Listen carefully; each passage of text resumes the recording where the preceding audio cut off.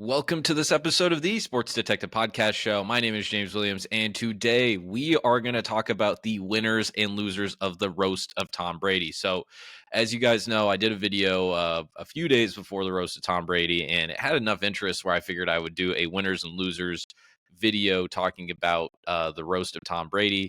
And I am stealing the idea from Bill Simmons of winners and losers, mostly because I think most of the people have been talking about it that I've heard are like Boston people. And like Bill, for example, like when he's talking about losers, he did not talk about Ben Affleck, who was probably the worst part of the night and probably 10 or 12 minutes I wish I had left in my life. And I guess that's where we'll start. I guess we'll just start with the losers and we'll get to the winners.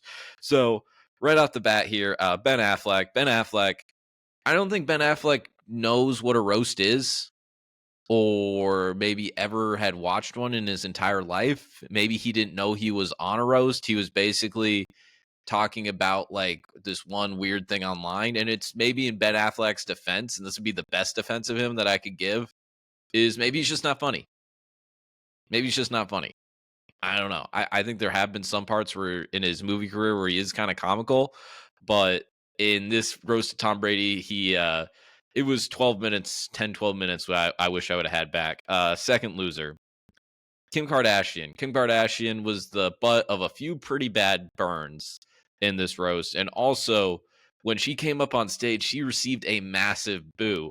And I also saw an article today, coincidentally enough, that Netflix has actually went in and they edited out the boo. They edited out the boos of when Kim Kardashian went up on stage. So that must be some Kardashian billionaire money swinging its way through the Netflix hallways, being like, hey, get that bad publicity out of here, even though, hey, stuff lives on the internet forever. We all know. We watched. They booed. Okay, next loser. Aaron Hernandez. Aaron Hernandez got a lot of jokes. A lot of mean, crude jokes from the grave. And a lot of them were very, dark, and a lot of them were very funny. But he was the butt of a lot of jokes, and I don't know. He's one of the losers. This one hurts me to say. Actually, the next two kind of hurt me to say. Uh, I thought it was kind of funny what Bart Kreischer and Tom Segura did, where basically their bit was to, well, first off, when it got announced earlier in the night when you're watching the show, it was like, oh, it's apparent that these two are going up together. As soon as I heard that, I kind of grimaced a little bit and I was like, I don't know how I like that. I don't know how I like that. I'd rather each one of them go up individually and have their own roast. And I get what they were trying to do because, like, the idea of what they were doing was funny, where it's like, what if we just went up and basically did a PowerPoint where we compared Tom Brady to a serial killer or serial killers throughout history and just got like progressively darker and darker with it. And basically, basically at the end, they compare him to Hitler. I think the idea of it, I thought it was funny, but I think probably a lot of people watched that and were kind of like thought it was like misplaced and it maybe wasn't the, right. I'm glad that they tried it, but me being a fan of roasts, I'd rather they would have just went and done individual roasts. I'd rather have a roast than what they did. So I'm going to call them a slight loser on that. And also Bert was just, and I love Bert. That was watching him do stand up live in Des Moines was probably one of the best experiences of live comedy I've ever had. He does laugh at his own jokes. He's admitted that. Him laughing uncontrollably, it was a little bit distracting for what they were trying to do. So either way, I'm going to give them a slight little bit of a loser category here. Uh, Peyton Manning. Peyton Manning. So it was kind of weird, and we talked about this when we did our preview of this roast, where it was like, oh, all of these special guests, and then it's like you did like the reading of it, and you're like, okay, like there's not too many surprises here for special guests. Like we knew that Belichick was coming, and it was maybe surprise for us, the audience, even though it was phrased as surprises for Tom Brady. But we know that there wasn't any sort of like surprises for Tom Brady because Peyton Manning like comes in, like in like the 2-minute drill of this roast. And he's very funny. Peyton Manning's very good. Peyton Manning belongs on roasts because he is a very charismatic, funny person. And that is why when people can take it 30-second tangent here when people say, if they're talking about like broadcast media and they're like, oh, there's no John Madden. There's no John Madden out there. We only had one John Madden. I'm like, Peyton Manning is the next John Madden if he wanted to be. If he wanted to be the best, most charismatic broadcaster out there that would also have knowledge about the game, that would also make us laugh, Peyton Manning could sure as heck do it. He could be the best of all time, but he doesn't want to. He wants to do the weird Manning cast with Eli, which there's some good stuff about it, but also I think it's more better for clips online than it actually is for watching a game and enjoying it. But yeah, immediately, but again, getting back to my point, Brady, right when he starts his roast at the end, he has like 4 pretty big burners for Peyton Manning. So he totally knew that he was coming. And I think Peyton's burner, and it's like it's hard because Brady's got 7 rings, Peyton's got 2. Brady's got all of the quarterback records that Peyton once a time had.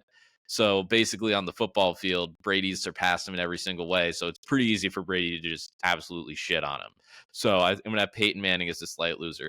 Probably the worst roaster of all the football players was Randy Moss. I don't, it, you kind of feel bad for him. It's because he's probably the one that had like the least amount of time with Brady. But he was probably the least funny, but that's also not necessarily even an insult because I thought some of the stuff that Randy did was pretty funny. I did like the lines where he was like, "Hey, you cheated with everyone else but me, man. Like you couldn't have cheated with me." I like that part of it. I also think that like, and we'll get to the winners here in a little bit, but Gronk and Edelman were really good. Belichick maybe didn't have the best delivery with his lines, but a lot of his lines were like very well written. Uh, a few other losers, and I don't know if these are losers, but they're losers because I don't think anyone knew how to like attack them.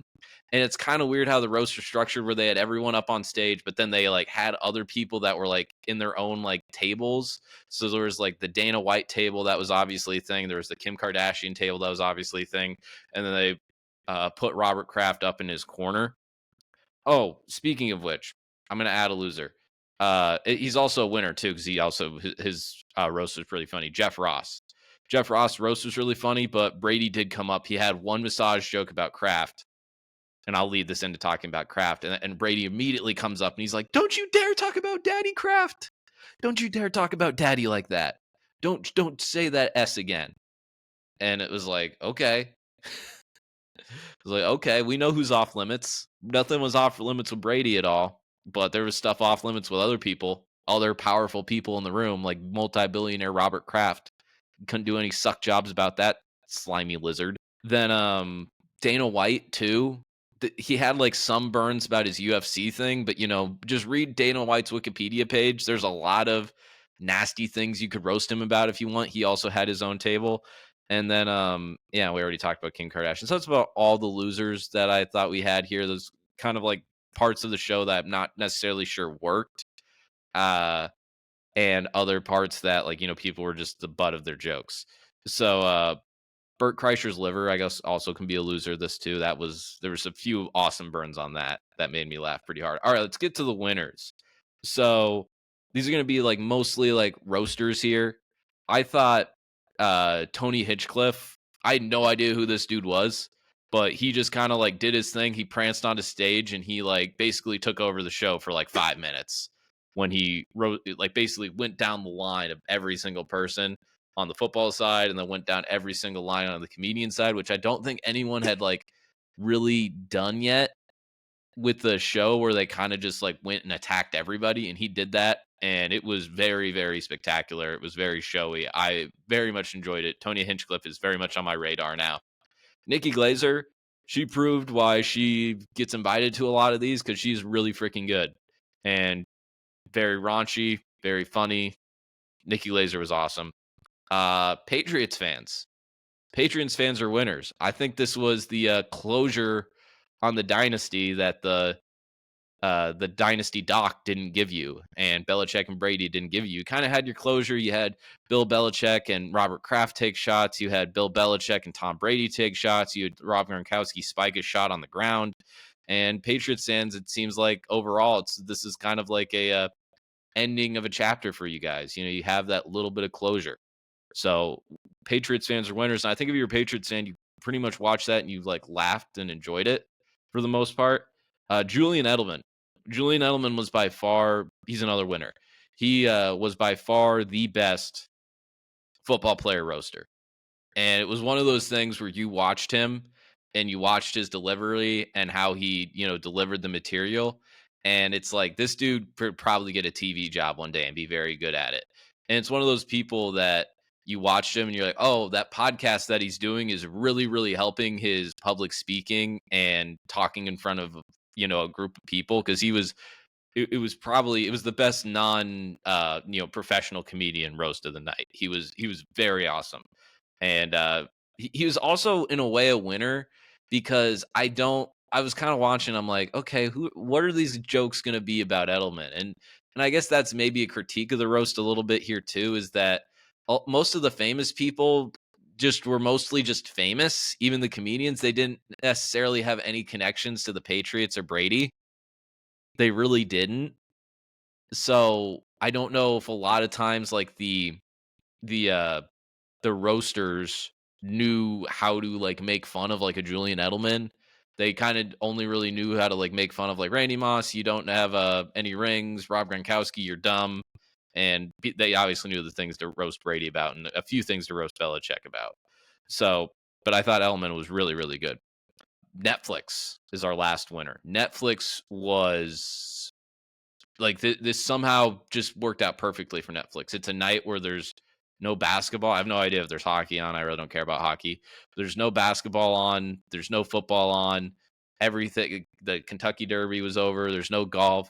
Basically, they planned this out perfectly where they have this whole Sunday night where basically the entire sports world can narrow down, and even just culturally too, people that aren't necessarily, the biggest sports fans can culturally all kind of get together and watch this event. And it seems like it was a very huge success. From what I could tell, most people enjoyed it, unless you were Tom Brady's ex-wife.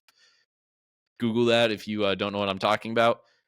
So I think Netflix won, and it's unclear to me if Netflix is going to be the new hub of roasts. I think they can do that.